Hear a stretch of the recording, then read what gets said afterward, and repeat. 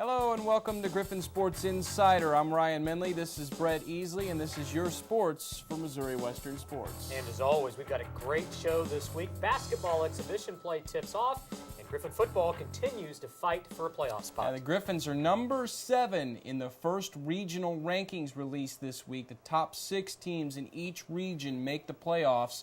The Griffins are 1 spot out and still alive. Why? Well, it's because the Griffs got their groove back last week against Emporia State. Gut check time for the Griffins, taking on a solid Emporia State squad at Spratt. It's Breast Cancer Awareness Month. Pink is in. Griffins offense struggled in recent weeks, not on this day. They take the opening kickoff and march downfield in a hurry. Drew Newhart to Adam Clausen for 35 yards. He's down at the 1. One play later, Thomas Hodges finishes the job. 6-0 Western after a missed PAT. But the Hornets strike back on their possession. Quarterback Sheldon Smith scrambles in for a 5-yard touchdown run. Emporia with a 7-6 lead. Second quarter, same score. Not anymore. Hodges again. Another short touchdown run, his second of 3 on the day. Griffs then go for 2, and a great play here. Watch Newhart's pass. It's tipped, but David Fowler comes up with it. Nice concentration. 14-7 Griffs. Smooth sailing from there. Still in the second, Newhart to Andrew Mead for the score. 21-7 Western. They take a 28-14 lead to halftime.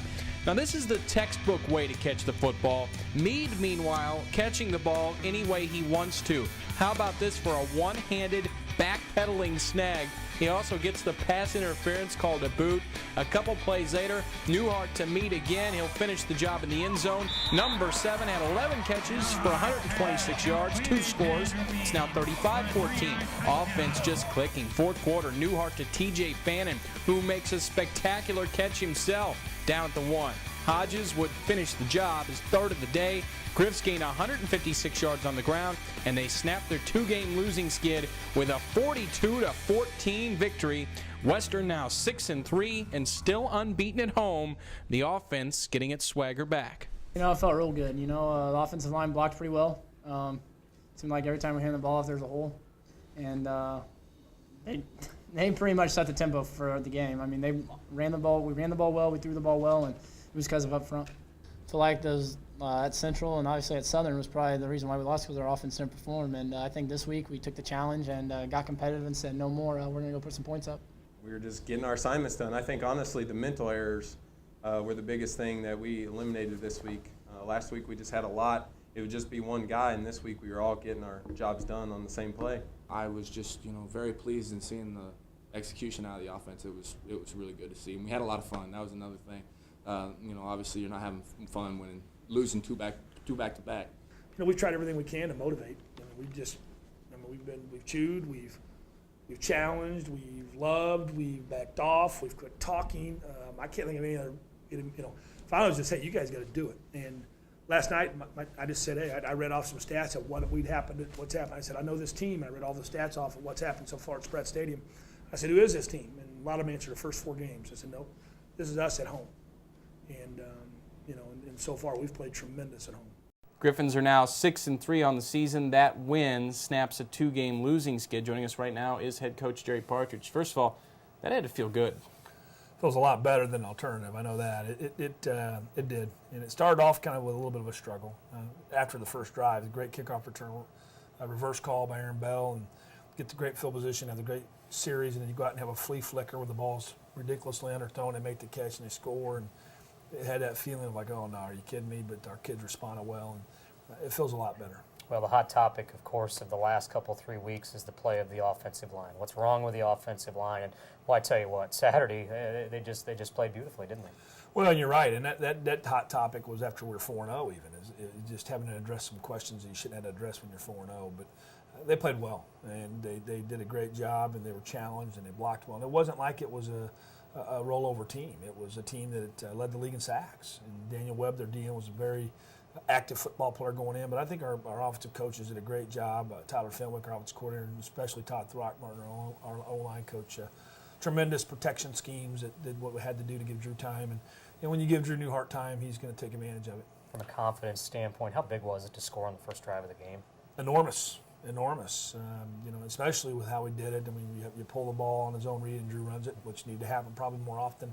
Adam Clausen makes a catch and makes some people miss and gets 20 yards after the catch. And to cash it in really quickly, it set the tone. We struggled there for about 2 series, but then we scored 5 straight series and took enormous amounts of time off the clock in doing so. And your running game last week, Thomas Hodges barely played. Michael Hill kind of got the majority of the carries. This week we were kind of back to the split it up a little bit, and both guys responded really well. Hodges ran really well. Hill ran well. Both of them combined for about 150 yards. That was as good as Thomas Hodges has played. He played well against Mesa early, but that was kind of like the Thomas Hodges of a couple of years ago, how he ran and ran strong and made people miss. And Michael's got a little bit banged up both shoulders, and so I don't know that he was quite himself, but he did have a couple nice runs. I don't think he pass protected as well as he's been doing. Hodges had a tremendous game pass pro-wise, and so those guys played well, and we're going to need them down this last 2-game stretch. Defensively, I think that kind of got lost in the shuffle. Gave up a few big plays, but for the most part, defense was pretty solid. And Seantre Bryson back after just a week, basically 10 days after having knee surgery. Just talk about that. Well, that happens nowadays with the scope. It is kind of hard to believe, but when they have torn cartilage, you can scope it and get them back in a week. There is still swelling in that knee, and it's 280 pounds of human too on top of it, but it helped. I mean, really, we haven't had him all year. Washburn game, I guess, is when he hurt his knee. I read that. I didn't know that. I knew it was earlier in the year, somewhere along the line. I'm not sure he knew how it happened, but he's not really been himself all season. To have him back, we're getting closer to getting him in. David Bass, was more himself last Saturday, so those were huge things. And you're right, we played well defensively. That was kind of the underlying tone there that it's been kind of ignored. But we've been playing okay.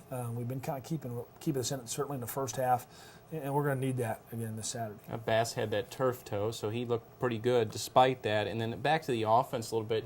You had 2 wide receivers make 2 of the best catches maybe of the season. First of all, just talk about that. We'll show video of it right now, but Andrew Mead with a one-handed backpedaling catch with his arm being held. He catches it like he palms it, like a waiter or something like that. Just talk about what you saw on that. Have you seen it? Yeah, well, I've seen it several times, but it's almost like he had a first baseman's mitt on catching a baseball. That's what it looked like, and he did a great job. He really played well. That was as dominant a receiving performance as I've seen here, and he's happy for him to have him this type of year. And I love where he's at. I love the zone he's in, and it bodes well for us. And then I'm assuming you're talking about the T.J. Fanning catch. Was just a great catch. Looked like it was an interception, and T.J. ripped it away from him and made a great catch. Where does this confidence come from at home? You talked a lot about it last week. You were kind of hammering that point home that, hey, this is a much different home team. We've been on the road. We've played so well at home.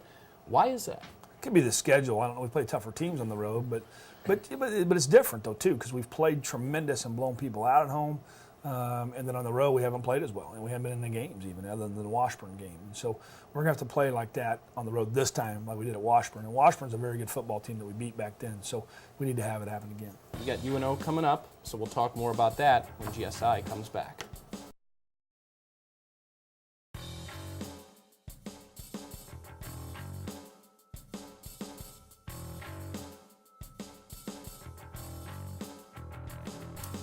And welcome back to GSI, along with Brett Easley and Coach Jerry Partridge. I'm Ryan Minley. We just saw the playoff breakdowns for the regional rankings. You're on the outside looking in, 1 spot out at 6-3. What do you need to do? Pretty lucky to be in that spot, really, to be a 3-loss team and be sitting right there. It's our strength of schedule is good, and West Texas has 2 losses, Midwestern has 2 losses. I mean, they could lose very, very easily. Either one of them could lose, and Central Washington's sitting there slightly behind us because they've played 2 less Division II games, and and their league is such that they don't get to do a whole lot, and so and that league doesn't have earned access. That's a 4-team league that plays like the AFC West, around robin. So if we take care of business and win these next 2 football games, that Saturday night we'll probably all be sitting on pins and needles hoping and with a chance. Well, 2 games to go, first one of which this weekend at Nebraska-Omaha. And, Coach, Nebraska-Omaha is kind of an interesting study this year. They start 0-3. Everybody says, well, what's wrong with UNO? And then they've come on pretty well over the last few games. They've gone 4-1. Is that a byproduct of just their first tough schedule? Because they played some good teams early on. What have you seen on film that may have been different early on in the season versus how they're playing now? Well, they've lost. I'm trying to think how they end up playing out, but you're right. I think they won 4 of the last 5 or whatever it is. But they've played well. I mean, they lost their first 3, and they played some good people early. I think Kearney. I think that's one game they can't stand to lose, though. It's a very important game to them. But they faced some pretty good offenses in Kearney and Washita Baptist, and UNO's playing with some young kids on defense, and so I think it added up to some yardage on them. And then to play week 3 with 2 teams in a do-or-die situation, play Northwest Missouri, that's not a good place to have them with their backs to the wall. And Northwest played outstanding and put it on them. They had a tough loss at Washburn, where Washburn really got up on them early and put it on them, and then and UNO kind of battled back. And then just a heartbreaking loss at Warrensburg, where they got the lead 31-7 and blow it. So, but they've taken care of business. They played awesome. Watching the Pittsburgh game, they really played well last week in the jungle. I mean, just ran the ball, threw the ball, and played good defense. So they're going to be a challenge. I think, like I said, they're young on defense. They've given up some yards, but it doesn't mean they're not talented. They can run, they're physical, and running the ball, or stopping the run, on defense is going to be a huge thing for us. And looking at their offense in this day and age, almost most college football teams like to throw first, run second. UNO's kind of a throwback to that. They like to run the football, and they have 2 good running backs. It was not very fancy either. It's here we are, here's what we're going to do. Now they do it, we'll play we call truck, where they pull multiple people around, and we're going to have to fit on that thing a little bit. We struggled last year a little bit with some some mental mistakes and trying to run a couple different packages, and we're going to have to be able to hold up to it. They're really, it's going to sound pretty simple, but they're a very good blocking football team. You'd hope that people are going to be good blocking teams when they're good offense, but they block well. That's what the first thing you notice and impresses you, is they block well. They're really good run blockers. The receivers run block well, the fullback, tight ends, and the O-line do a great job. They're quick-footed, and they cut people, and they get people on the ground. How do you get your kids to play with the home mentality on the road? I don't know, we may steal some rubber from Spratt and drag it up there and roll it on to Pete and Caviglia Field, or whatever it's called, Al F. Caniglia? Yeah, Al Yes, F. Caniglia. yes. So Pete and Caviglia. Inky. But it's, I don't know, Ryan. We've played awful well at Spratt, and now we got to band together and get a big road win. Well, from an offensive side of the football, and looking at it from our perspective, again, we talked about the offensive line last weekend, played very, very well.